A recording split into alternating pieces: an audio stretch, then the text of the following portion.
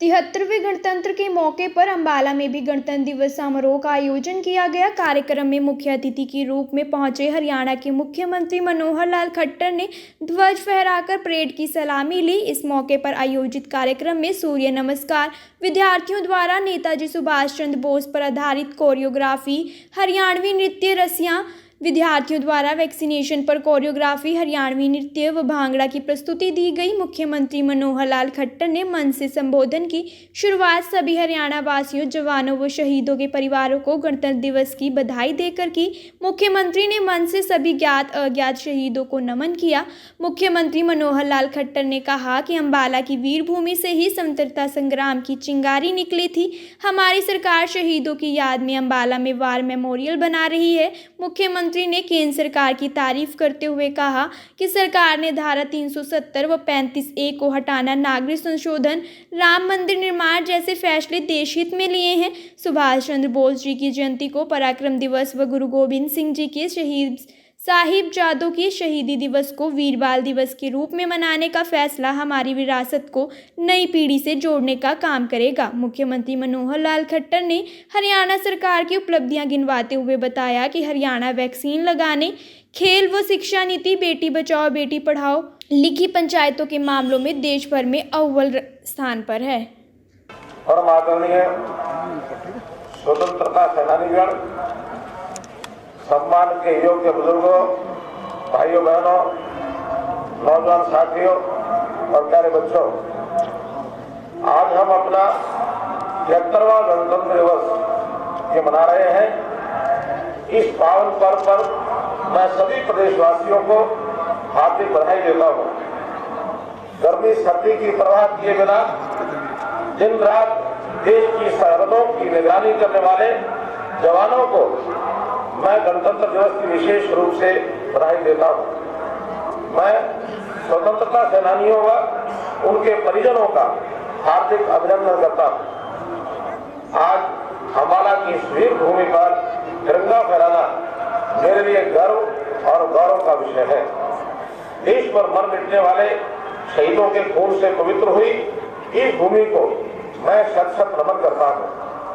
यहाँ से उठी चिंगारी ने न केवल प्रथम स्वतंत्रता संग्राम का रूप धारण कर भारत में ईस्ट इंडिया कंपनी के शासन का अंत किया, बल्कि आगे चल करके ऐसा विशाल जन आंदोलन खड़ा कर दिया जिसके बलबूते हम 1947 में ब्रिटिश शासन को उखाड़ फेंकने में सफल रहे।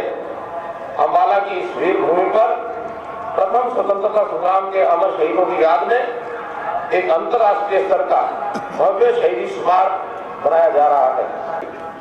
महाभारत की अंबालिका की बात हो, तब यहाँ बड़े पैमाने पर रहे आमों के बात की बात हो, या नौरंगाय तालाब की बात हो जहाँ विष्णु जी वामन अवतार में विराजे हैं, या फिर माता अंबिका के स्थान की बात हो, अंबाला की अपनी पहचान और अपनी कहानियां हैं।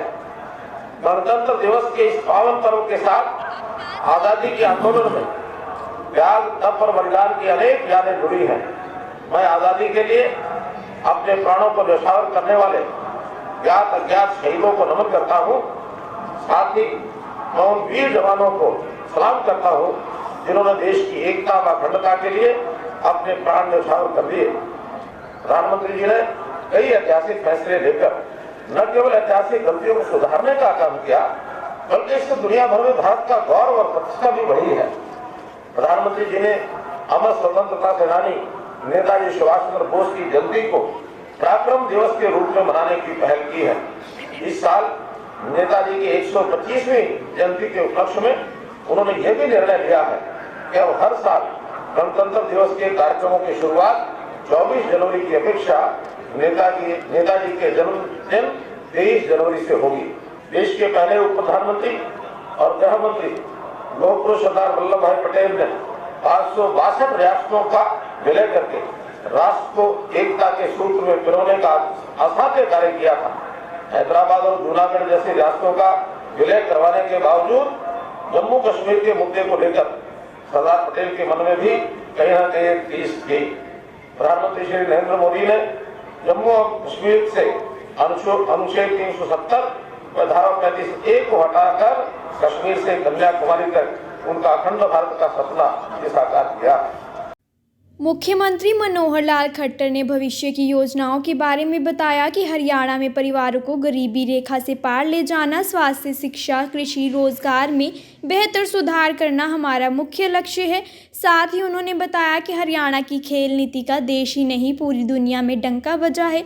हरियाणा 14 फसलों पर MSP देने वाला पहला राज्य है। किसानों के लिए मेरा पानी मेरी विरासत, मेरा फसल मेरा ब्यौरा, भावांतर भरपाई जैसी अनेकों योजनाएं चलाई जा रही हैं। मुख्यमंत्री मनोहर लाल खट्टर ने बताया कि 2025 तक हरियाणा को बेरोजगारी मुक्त करने का लक्ष्य है। नागरिकता संशोधन कानून लाकर अपने ही देश में शरणार्थी का जीवन जी रहे लाखों लोगों को नागरिकता देने का काम किया है। 3 तलाक पर प्रतिबंध लगाने से हमारी मुस्लिम बहनों के जीवन में एक नए बदलाव की शुरुआत हुई है।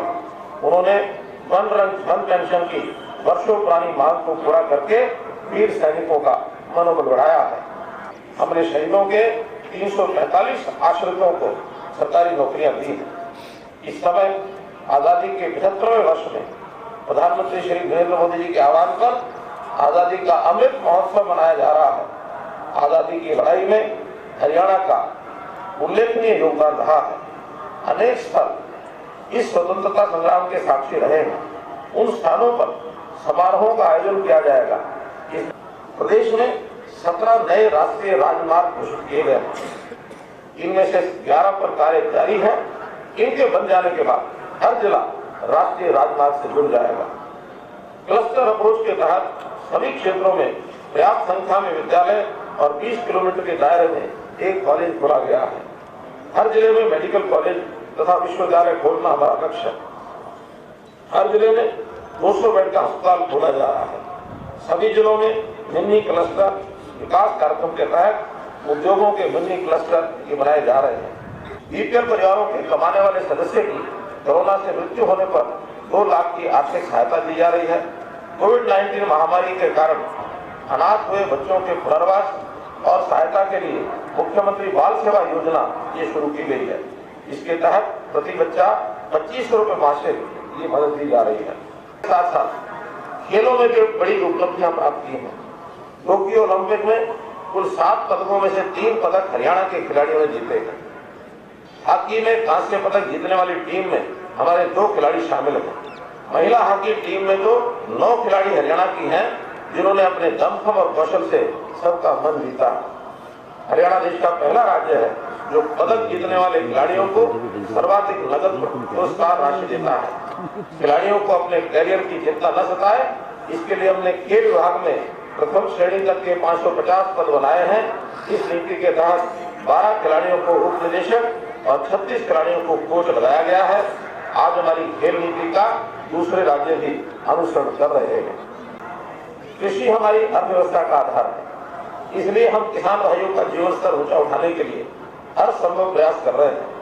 MSP पर फसल खरीद की बात हो या प्राकृतिक आपदा से फसल सुरक्षा का विषय, सरकार बीज से बाजार तक हर कदम पर किसान के साथ खड़ी है। आज MSP पर 14 फसलों की खरीद करने वाला हरियाणा देश का एकमात्र राज्य है। इसके अलावा हमने गन्ने का भाव भी देश में सर्वाधिक 362 रुपये प्रति क्विंटल दिया है। हमने मेरी फसल मेरा ब्यौरा पोर्टल से फसलों की खरीद को सुविधाजनक बनाया है। इस पोर्टल पर पंजीकरण करवाने वाले किसानों की फसल की खरीद प्राथमिकता के आधार पर की जाती है। पिछले 3 खरीद सीजनों में किसानों को 40,000 करोड़ रुपए से अधिक उनके खातों में सीधा ये डाला गया है। प्राकृतिक आपदा से नुकसान की भरपाई के लिए 21 फसलों को मुख्यमंत्री बागवानी बीमा योजना में कवर किया गया है। हाल ही में हमने फल व सब्जियों पर लगने वाली मार्केट फीस खत्म की है। प्रदेश में बागवानी फसलों के संरक्षित मूल्य देने के लिए भावांतर भरपाई योजना चलाई जा रही है। हमने बाजरे के लिए भी भावांतर भरपाई योजना शुरू की है। इसके तहत 600 रुपये प्रति क्विंटल इस वर्ष भावांतर के रूप में दिया गया है। ये योजनाएं लागू करने वाला हरियाणा देश का पहला राज्य है। फल एवं सब्जियों की ग्रेडिंग, भंडारण व मार्केटिंग के लिए 639 FPO से लगभग 85,000 किसानों को जोड़ा गया है। पशुपालन भी हमारी आजीविका का प्रमुख साधन है। इसे बढ़ावा देने के लिए हमने किसान क्रेडिट कार्ड की तर्ज पर पशुधन किसान क्रेडिट कार्ड योजना शुरू की है। इसमें लगभग 73,000 पशुपालकों को 918 करोड़ रुपए के ऋण दिए गए हैं। कम पानी की फसलों को बढ़ावा देने के लिए मेरा पानी मेरी विरासत योजना शुरू की गई है। अब इसमें एग्रो फॉरेस्ट्री को भी जोड़ा गया है। कम पानी में अधिकतम सिंचाई के लिए सूक्ष्म सिंचाई योजना, फव्वारा संयंत्र प्रणाली, टपका सिंचाई और भूमिगत पाइपलाइन बिछाने जैसी योजनाओं पर 85% तक सब्सिडी दी जा रही है। ये सब इसलिए किया जा रहा है कि जो पानी की कठिनाई है आने वाली पीढ़ी को ना हो, इसलिए पानी को बचाना, पानी का दुरुपयोग रोकना और पानी को रीयूज करना, ये हमारी सब प्राथमिकताएं हैं।